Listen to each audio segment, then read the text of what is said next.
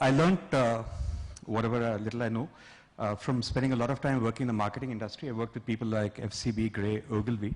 I worked with MTV and ran Channel V in India, and worked with a Silicon Valley firm called CKS. So I did work in the US for a bit. And some of the brands I handled, I helped launch Amazon and Yahoo while I was in the US. And some of the other brands you see out there, I worked with Pepsi, Cafe Coffee Day, Unilever. So a reasonable mix of brands. I used to run an angel fund called Passion Fund, and now help run a fund called Seed Fund. And here are some of the companies that, and the brands we've helped create. So some of these may be brands you know, whether it is Geodesic, Carvale, Redbus, Vatsalya, Afax, and so on and so forth. There are many more. So this is just a quick 15-minute kind of distillation out here. So we'll just do this maybe a little interactively. So which great multinational company comes out of Cincinnati? Procter & Gamble. Out of Atlanta? Coca-Cola. Coca-Cola. Which great technology came out of Finland? Nokia. Okay, or Linux, which is fine. And which big company, subject of a recent acquisition, was from Estonia? Sky. What's the point I'm trying to make? Yeah, geography is history. Silicon Valley doesn't really matter that much anymore. Once upon a time, you had to grow up and be in New York, be in London, and so on and so forth. And perhaps in answer to your earlier question, it doesn't matter. You can start a great company anywhere, even Yashwantpur. Huh? You can absolutely do that. Before I get into this, I want to ask a very quick set of questions. What are the hot trends in business today that you've heard about? The really hot trends, the happening sectors. Hands, please. E-commerce, social, mobile, cloud. We have to do is you have to shout louder because there's no other way of, yeah? Energy, big data, e-learning, okay, green tech, so on and so forth. I assume you've picked up all this not because you work in such companies, but you've heard people speak and you've read about them in magazines, right? So I used to write a column in this magazine called Business World. Are there any journalists out here? They are, okay. I'll still tell you how the magazine world works.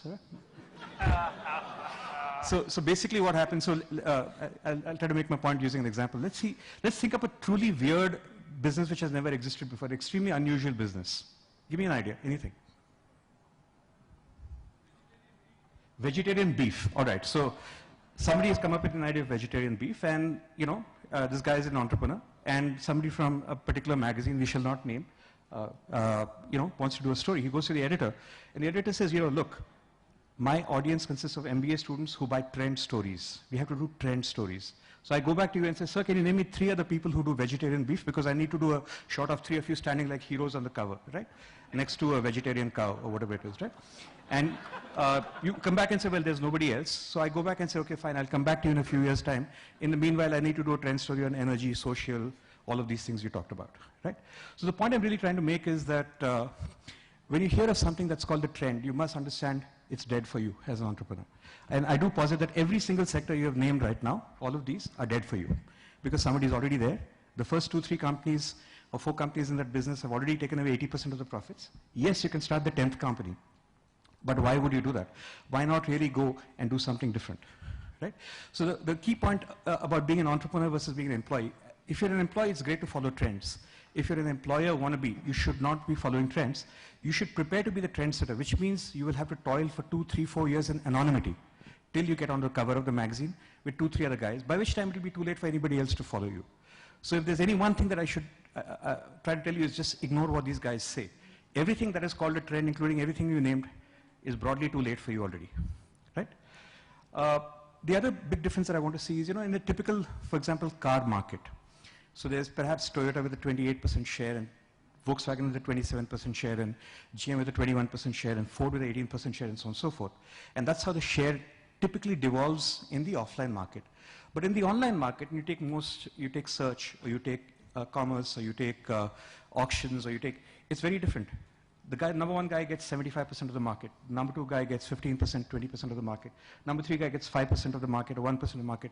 Number 4 gets 0.1% of the market, and beyond that, nobody exists. So it's a far more, far less forgiving curve. What this basically means, rule number 3, is typically in the online business, it's a winner-take-it-all game. You can't say I'm a strong number 4. It's meaningless in the online world, right? There is no room for complacency. You've got to be number 1 or number 2, or don't bother, right? So this really means you have to drive out and go that extra mile to be in some place where you can be the number one, right? Because there are extraordinarily large rewards for success, and there's an enormous number of also-rans in that business. When it comes to the path, where should you start your company? There's always, should I start in a sector which is, most VCs come and say, yeah, that's $1 billion sector, let's get into that. And I have a slightly different point of view. Most successful companies that I've seen out there, it's very hard to enter a pre-existing sector. It's much easier to create a new one. So if you're an entrepreneur, and I do posit that many of these companies, whether it's a Twitter or a Facebook or even a Google or name a company, entered a sector when no VC called it a $1 billion sector, right? Forget about this $1 billion market size. You enter a sector, figure out as it goes, and figure out that over time it can be worth $1 billion. I don't think anybody before you enter a sector, can have a Gartner report that says in 2015 it'll be worth $1 billion. My question about that is, if that guy who wrote the report truly believed it was so, why is he earning a $40,000 salary at Gartner? Why isn't he starting his own business doing that? It doesn't take a lot of skill, to take the Excel spreadsheet and spread out the bottom right-hand corner and, and fill it off magically with numbers and have a prediction for 2019. Again, in my limited experience, I have 25 odd years, I have never seen a single prediction by a consultancy company ever come true. So you must understand that, right? We keep talking about these brands. So I want to ask you something about these brands. So this is a large brand. So large brand, very large brand, very large brand, extraordinarily large brand, very large brand. You also heard of these guys, Shankar Netralaya. How did you hear of any of these brands for the first time? Absolutely, right? And the very interesting thing is, if you take the top 20 brands in the world today by Interbrand or any other metrics, 7 of the brands, which are the only 7 entrants in the last 5 years, are all brands that haven't spent any money on advertising, on brand television advertising. So in effect, the old Cotlerian rule, the more you spend, more famous you become, has been turned on its head, saying the less you need to spend, the more famous you'll become, right? So in effect, the biggest determinant of success out here is that insane customer delight that generates word of mouth. So in fact, again, I'd say in 80% of the cases when I sit with a startup, I just sit back and say, okay, is this able to generate that insane customer delight? Because that alone is an enormous ability, creates an enormous ability in the company to market itself and for it to grow to enormous size. If not, go back and try again till you have that. And the key test is, will your friend rave about your product or service to a stranger in a bar?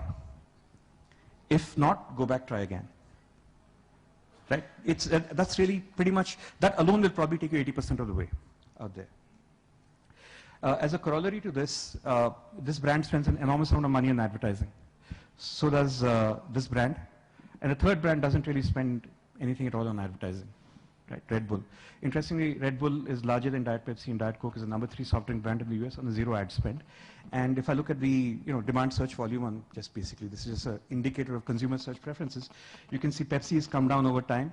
You can see Coke is kind of flat, and Red Bull is the only one that's grown up. And all of this is pretty much 0 ad spend. Yes, they do a marketing spend.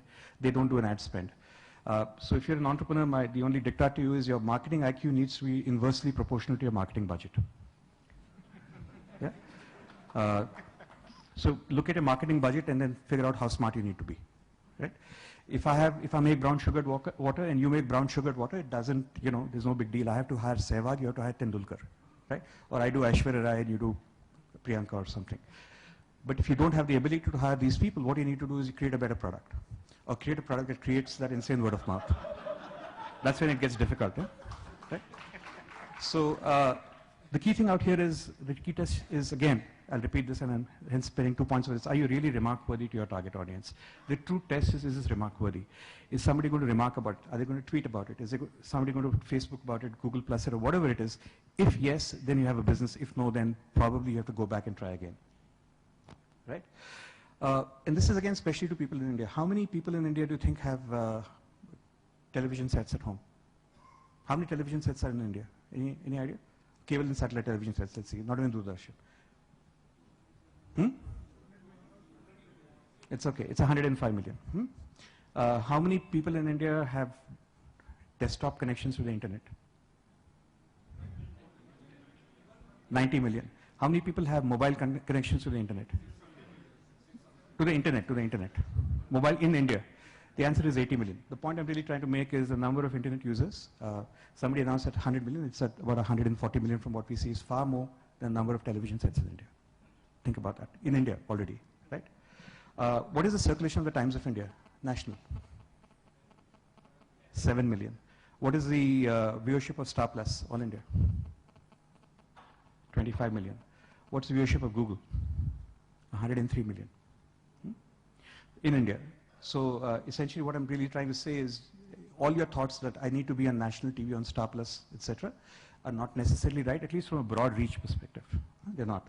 So the point really I'm trying to make out here is, so digital is not just cheaper than TV as a marketing medium, it's much bigger.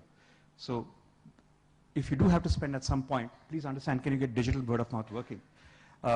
Very simple thing, for example, the acknowledged way in India of getting visibility is advertising on IPL. If your target audience is SCCAB, there are 30 million SCCAB homes who have television sets. If you get a rating of 3.5, which is a typical IPL match rating, you get 1 million homes. With 2.5 people per home, you get 2.5 million individuals. Facebook every day will give you 6.75 million individuals in India alone in the same target group. Facebook in India alone will give you almost 3 times the reach of IPL in SCCAB homes in India already. Right? So think about where you want to spend your money again. The next point I wanted to make is it's not just about saying, okay, everybody talks about doing 360-degree advertising, but I think we live in a world which is a little more complicated, so I use a phrase called, it's not just 360, but it's 360 by 365. The fact is that you need to be doing everything every single day of the week, including weekends. Sorry, that font got squished somewhere out there. Which basically means it's not just about talking, but you have to listen.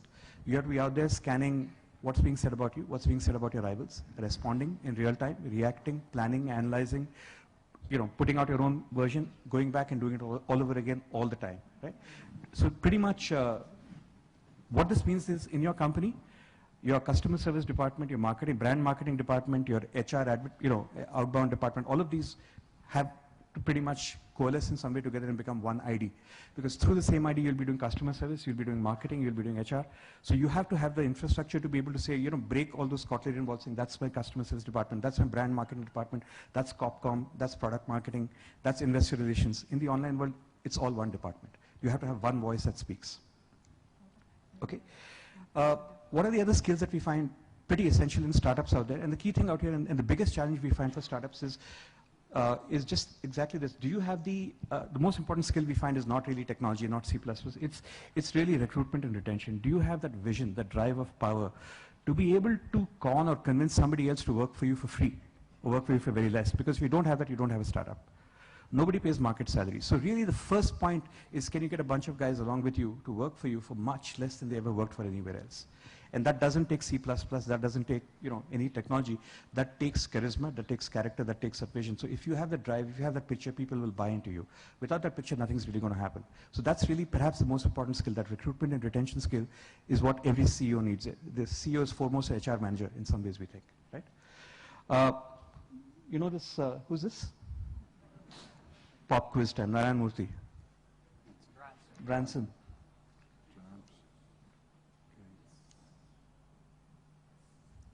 Yeah, all billionaires, right? What's common to these large and beautiful companies that they founded from a venture capital point of view? They took none. That's what's common, right? And essentially, if you look at it, the world's most successful VCs in terms of large companies are your customers. Most large companies in the world have been funded by accruals and customer revenues. I would believe that 480 of the, I read somewhere, I could be wrong, 480 of the Fortune 500 did not get any VC funding at startup time. Certainly out of 8,000 companies that are public in India, I know only of 2 that were funded at startup time by VC. 7,998 got no funding whatsoever. The overwhelmingly most successful way to start a company, to get a company funded, is through customer revenues. Right? We, as VCs, are the second best option. I do want to tell you this. So if you think that it's all about being VCs, that's probably the 0.02% case. 99.98% case is really funding through accruals. That's the traditional way of doing business. Again, not every company that looks for funding should necessarily get it. I do want you to think about this. What is it that you want to do with your company? Do you want to sell your company to the public? Or do you want to sell your company to somebody else and retire? If yes, look for a VC. If you want to run that company forever, don't. Because if you get a VC into your company, before you get a VC into the company, the key thing is you have to think about how to get him out of the company. There are only 3 ways a VC can get out of the company, right? You can buy him out in a management buyout. He's not likely to do that because you won't give him the valuation. He can sell you in a trade sale, in which case you'll be acquired, in which case the acquirer may or may not want to work with you for more than 2 or 3 years, or you can go IPO. So if you're not going to be acquired, not going to IPO, forget about going to a VC. Run a nice private company yourself, have a great life, right? Not every company necessarily has to go to a VC. I'll probably end again. A couple of contentious points. Do you know these guys? Sanjeev, Deep Kalra of MMT, Sanjeev of Naukri, that's Mohit of Carvale, then Funny of Redbus, and Dhruv of Yatra. They're India's top, some of India's top, shining talent in terms of startups. What's again common to them from a team perspective when they started the companies? Yeah, no teams. They forget about team. Team works very well in the US. Here, pretty much, most companies we see are one-man shows. They start with one man, and the one man collects a set of people around them. Right? Sanjeev hired Hitesh after many years, and so on and so forth. We know it's fashionable Silicon Valley thinking to say, yeah, we wait for a team, but that doesn't organically happen fast enough for us. So it doesn't matter. It's good enough if you start with one person, that's perfectly fine. My next point is really, again, that's Vitthal Mallya, Vijay Mallya, and Siddharth Mallya. And the point really is hereditary brilliance isn't necessarily bankable, especially when you have to pay fuel bills for your aircraft. So what are you doing to institutionalize your own company? Is there institutional brilliance? Is there something that you can do in your company which allows you to,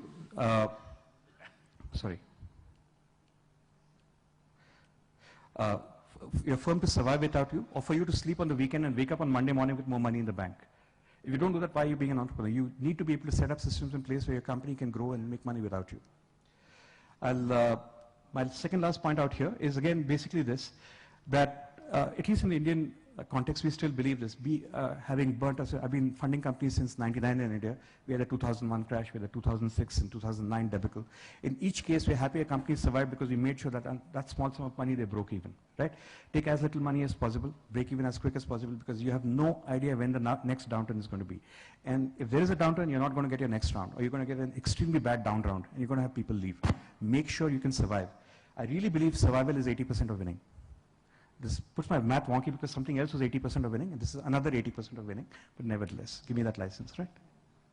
And I'll end with just simply one point. We were all brought up to believe that there is a pot of gold at the end of the rainbow. Put your head down, work very hard, and one day you will, earn the fruits, my son. I do want to tell you this under deeper examination. I've kind of figured that the probability of death is 100%, right, for us. And the probability of us taking any of these assets and going wherever we go after death is again 0%. So you're kind of born naked and broke, and you die clothed and broke, in some cases naked and broke, right? Which basically means that all you have is that 75, 76 year indicated Indian Statistical Institute timeline expectancy, life expectancy of the Indian man or woman. So your job as an entrepreneur is to figure out that there is no pot of gold at the end of the rainbow. The rainbow is your pot of gold. It is that your part, your next 30, 40, 50 years, that is the best thing that you're going to have out there for you. Your pot of gold is the rainbow. Your payout is an awesome life. Whether you make it big or you don't make it big, it's going to be an awesome life. The key point here is that nobody dies of entrepreneurship. You can die of crossing the road. Huh? You don't die of entrepreneurship. It is the best kind of life there is. My name is Mahesh. Thank you.